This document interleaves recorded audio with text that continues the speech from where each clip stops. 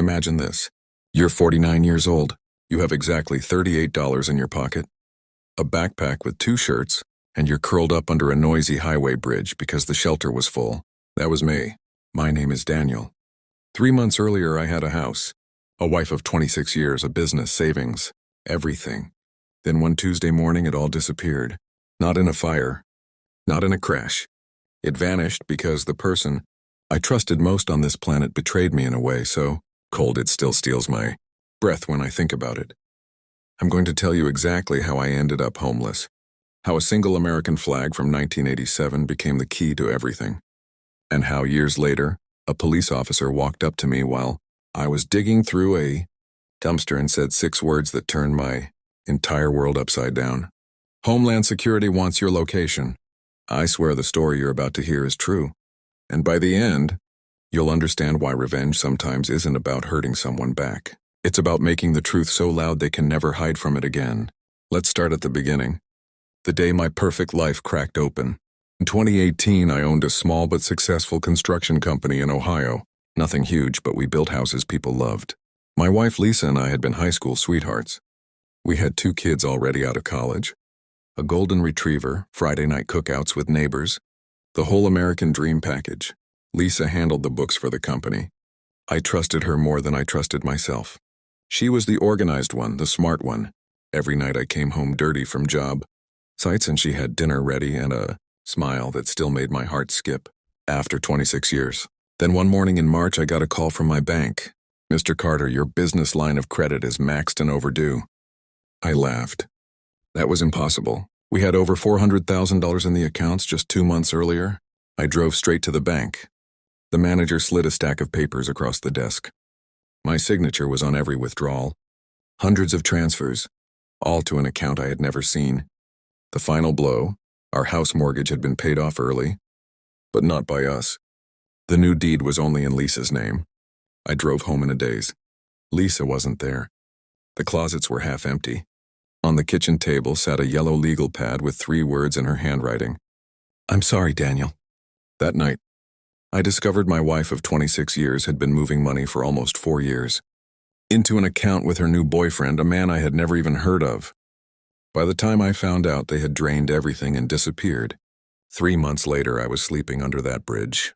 People think homelessness happens because of drugs or laziness. Sometimes it happens because someone you love decides you're worth nothing. I lost 40 pounds in 2 months. My phone died and I never replaced it.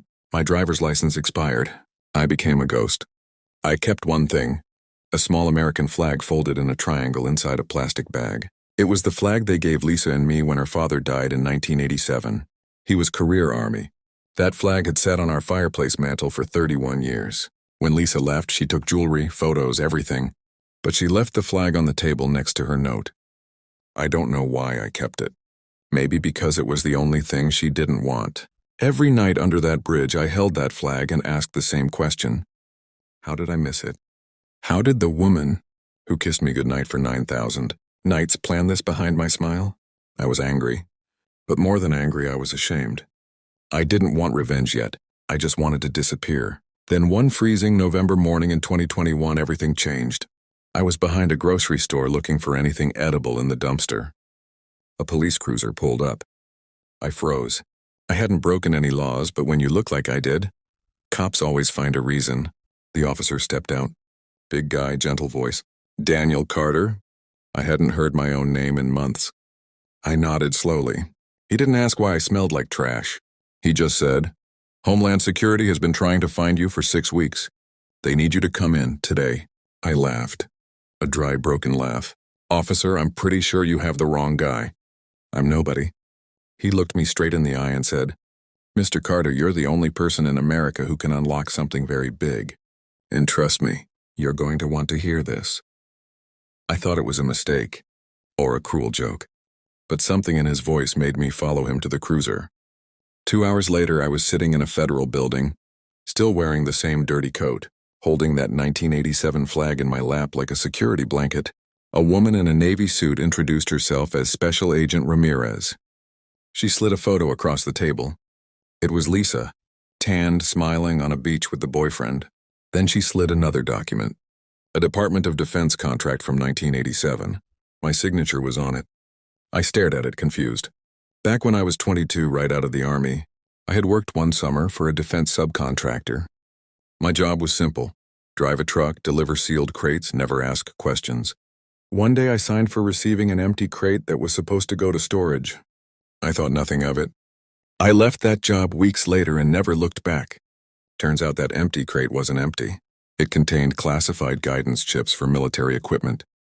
The government lost track of it in 1987. For 34 years, they thought it was destroyed. Lisa's new boyfriend?